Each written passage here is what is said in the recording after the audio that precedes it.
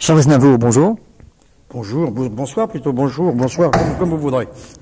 Charles Aznavour, vous produisez ce soir dans le cadre du festival de la Cité de Carcassonne. Et en fait, lorsque j'ai parcouru votre biographie, je me suis demandé si après tant d'années de carrière, on ne montait pas sur scène, en fait, comme on va au bureau, si j'ose dire. Est-ce que vous avez toujours le feu sacré après tant d'années de carrière? Oui, mais on va toujours un peu au bureau. Vous savez, les gens qui vous diront qu'ils ne vont pas au bureau sont des menteurs. On va toujours un peu au bureau parce qu'on n'est pas toujours... pas tout à fait prêt à chanter à 9h30 au lieu de 8h30 ou à 6h. Donc il y a un moment où on va quand même au bureau. Mais le feu sacré existe. Moi, je crois que c'est à partir du moment où on est sur le lieu même du crime, en fait, et qu'on sait que le public est là, que la chaleur monte et que l'adrénaline fait son effet. Mais je me suis levé comme de très bonne heure ce matin, j'ai pris la voiture, je suis venu au bureau. Ça, on peut pas le nier. Si je disais le contraire, je suis un menteur. Est-ce que vous avez toujours la même émotion comme à vos débuts, lorsque vous franchissez le premier pas de la scène? Non, c'est pas la même chose, tout à fait différent. Parce qu'à mes débuts, si vous voulez, j'avais quelque chose à construire et il y avait une peur qui n'était pas que je n'ai plus aujourd'hui. C'est une émotion, mais elle est totalement différente. Est-ce que vous concevez qu'on puisse vous prendre, que les jeunes puissent vous prendre comme référence? Quel jugement vous faites sur le parcours que vous avez effectué jusque-là? En fait, on peut dire déjà que vous êtes parfaitement polyvalent. Vous avez su allier une carrière dans le cinéma et dans la chanson, ce que peu d'artistes, pour ne pas dire aucun, savent faire. En fait, pour votre première question, que les jeunes me prennent pour référence, je crois que ça vaudrait mieux. Il faut enfin moi ou un autre qui a réussi une carrière, parce que je crois que les jeunes se font des idées aujourd'hui. Ils ont l'impression qu'ils vont faire des carrières, ils ne font pas des carrières, ils font des disques. Quelques-uns réussiront le parcours, mais nombreux seront ceux qui vont s'effondrer en cours de route, et je crois que ça va faire des grands malheureux. Je crois qu'ils devraient prendre des gens du passé comme référence et suivre les traces, à leur manière, comme on le fait aujourd'hui, parce qu'on ne travaille pas aujourd'hui comme on travaillait hier, avec les moyens d'aujourd'hui, les médias d'aujourd'hui, les clips qu'on ne faisait pas à l'époque, mais en tout cas la référence du travail sérieux, bien fait, et jamais oublier que le public est là et qu'on n'arrive pas au dernier moment et que c'est pas parce qu'il vous aime aujourd'hui qu'il vous aimera toute sa vie, parce que simplement vous êtes bien. Il faut être bien dans les deux manières de l'être, bien en scène et puis bien à la ville. Le business, il est venu après, parce que on sait bien qu'à partir du moment où un jeune débute aujourd'hui, il ne débute pas en se disant « je suis content, je vais chanter », il débute en disant « mon avocat est là, il va vous donner le prix, le contrat va être signé ». C'est-à-dire que, si vous voulez, on nous demande à nous si on a le même feu sacré, mais je pense que les jeunes ont moins le feu sacré au départ que nous l'avions nous, parce que moi, vous savez, pour avoir mon premier format imprimé et qu'un chanteur me chante, je me suis fait voler finalement, parce que mes premiers disques, je les ai fait, les 8 premières faces que j'ai faites avec Pierre Roche, on les a faites à la face. On a été payé pour la face, et tout ce qu'on a vendu, on n'a jamais rien touché. Ce qui fait, on était surtout content d'être gravé sur un disque. Aujourd'hui, on fait très attention. Donc, je trouve qu'à l'époque, on était peut-être un petit peu plus artiste et moins commerçant. Si vous deviez recommencer votre parcours aujourd'hui avec le métier d'aujourd'hui, comment vous y prendriez? Je ferai très attention. À quoi? Aux choses auxquelles je fais toujours attention. De ne pas faire trop de télévision, de ne pas être trop dans les journaux, de ne pas faire d'overdose publicitaire. Moi, je fais très attention. Je ferai très attention à ce que mes disques sortent régulièrement, mais pas trop tôt, un disque après l'autre. Et puis, je préparerai toujours un album en même temps que je ferai mon 45 tours.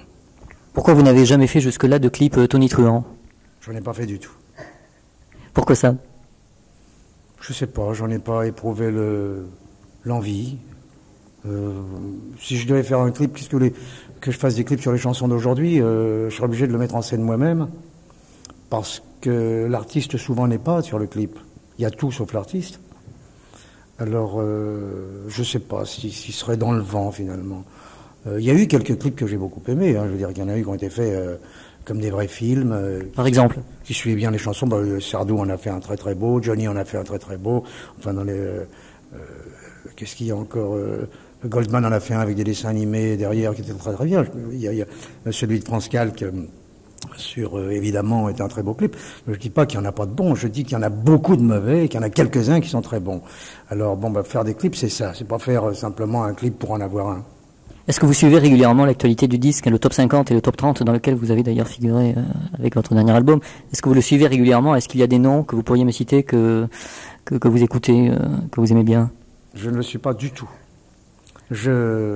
J'attrape ce qui surnage, ce que j'arrive si vous voulez, j'arrive à fixer par la radio. Alors, ce jeune garçon qui chante, c'est Prégny, je crois, son nom. Pagny. Moi, les noms, faut pas me demander, que je trouve très très bien. Moi, je parle de celui-là parce qu'il est vraiment tout nouveau et qu'habituellement, quand on parle de quelqu'un, on parle toujours de quelqu'un qui est là depuis 5 ans. Alors, celui qui est là depuis 5 ans, c'est déjà quelqu'un qui a commencé une carrière. Hein. Quelles sont les personnalités du show business avec lesquelles vous avez le plus d'affinité? À peu près tous, je crois. Mais je ne les fréquente pas. L'affinité, j'en ai parce qu'on fait le même métier et qu'on aime les mêmes choses. Quand on se rencontre, on est heureux de se rencontrer. Mais je ne provoque pas les rencontres. J'aime bien rester chez moi. Pour avoir de bons rapports avec ses confrères, il ne faut pas en avoir, il paraît. C'est votre avis aussi? Non, absolument pas. Je crois au contraire qu'il faut voir ses confrères pour pouvoir discuter avec eux parce que de la discussion jaillissent des idées et chacun prend une idée d'une manière différente. Et je crois au contraire qu'il faut aller voir les autres, il faut rencontrer les autres, il faut avoir des discussions et des conversations. Justement, en parlant de discussion, quel regard jetez-vous sur toutes les critiques qui sont parues sur vous depuis le début de votre carrière? Est-ce qu'au début, elles ne vous ont pas trop blessé et empêché ou tout au moins provoqué un certain doute sur l'avenir de votre carrière et sur votre motivation? Le doute, vous savez, c'est toujours pareil. Les artistes croient toujours en eux. Alors, je croyais en moi. Et puis, je me suis dit, il faut faire mentir les critiques. Alors, pour les faire mentir, d'abord, il fallait pas les lire. Alors je les lisais quand même, mais je les lisais avec du retard, et puis je prétendais que je ne les lisais pas. Ce qui fait que je passais à côté du journaliste en lui disant gentiment, comment allez-vous? Mais ça va bien. Il se disait, mais ce gars m'a pas lu. Il était plus vexé que si je lui disais, vous m'avez fait une mauvaise critique. Vous êtes mis parfois en colère avec des journalistes? Est-ce que vous avez eu des heurts parfois dans votre carrière? Jamais, non. Jamais. Il faisait son métier, je faisais le mien. J'ai aucune raison d'être en colère contre un journaliste. Il fait son métier, il dit ce qu'il pense ou ce qu'il croit. Vous savez, les journalistes souvent n'aiment pas quelqu'un, ils ne savent pas pourquoi eux-mêmes. Moi, je me souviens de cette personne qui disait, moi, Aznavour, j'aime pas du tout. Ah, vous l'avez vu en scène? Ah non, j'irai pas le voir. Bon. Et alors, vous l'avez écouté à la radio? Ah non, dès qu'il chante, je ferme la radio. Alors, il m'a jamais connu. Hein? Donc, il y a eu des journalistes comme ça. Puis celui qui venait au spectacle, et puis qui s'était engueulé avec sa femme, ou qui avait encore au pied, il voyait le spectacle moins bien qu'un autre, qui était mal placé. Alors, le journaliste mal placé, c'est le pire de tous, parce qu'il y en avait un qu'on plaçait toujours au deuxième rang, à gauche, à main gauche, au deuxième rang à l'Olympia régulièrement, puis un jour j'ai refait la salle moi entièrement, puis j'ai mis au 6e rang. J'ai eu une très très mauvaise critique. Est-ce qu'il y a un rôle que vous n'avez jamais joué, que vous aimeriez jouer? Non, mais j'en refuse beaucoup en ce moment. J'en refuse surtout tous ces rôles où on me demande d'être un homme qui a encore une aventure, une dernière aventure. Je ne veux plus jouer des rôles d'amoureux de quelqu'un que ce soit. Je n'ai plus envie de tenir une femme dans mes bras à l'écran. Je trouve qu'il y a un moment, c'est dépassé. On me les donne parce que j'ai un nom, mais on me les donne pas d'après mon physique. Alors je crois que c'est pas normal. Donc je crois qu'on doit donner les rôles d'après le physique de l'artiste et d'après ce qu'il peut faire. Alors là, je tourne dans Manche-Clou. Je commence demain.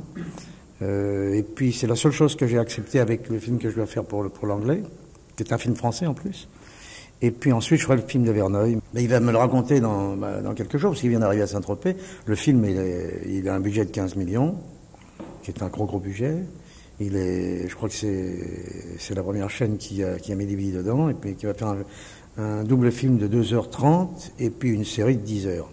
Alors pour conclure, dans l'avenir, qu'est-ce que vous préparez? Quels sont vos projets discographiques et cinématographiques peut-être aussi? On va faire un film, je dois chanter dans un film là, qui va être fait par un metteur en scène anglais qui s'appelle John Steed. Je pense qu'on va voir Lee McGraw pour jouer le rôle avec moi.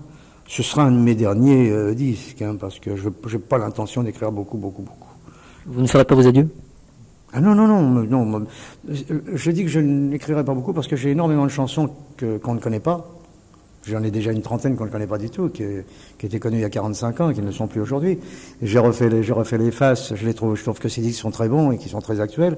C'est pas la peine d'aller encombrer le marché avec des disques nouveaux. Laissons les gens qui viennent d'arriver dans le métier faire des disques. Par contre, comme j'ai pas tellement envie d'écrire pour moi, j'écris pour les autres. J'ai eu une chance inouïe, c'est que j'ai eu une seconde famille, en fait, et des enfants, à une époque où ma carrière était faite, où j'avais plus besoin de courir les routes pour pouvoir asseoir ma notoriété, et ce qui fait que j'ai pu élever mes enfants. Très bien, je vous remercie.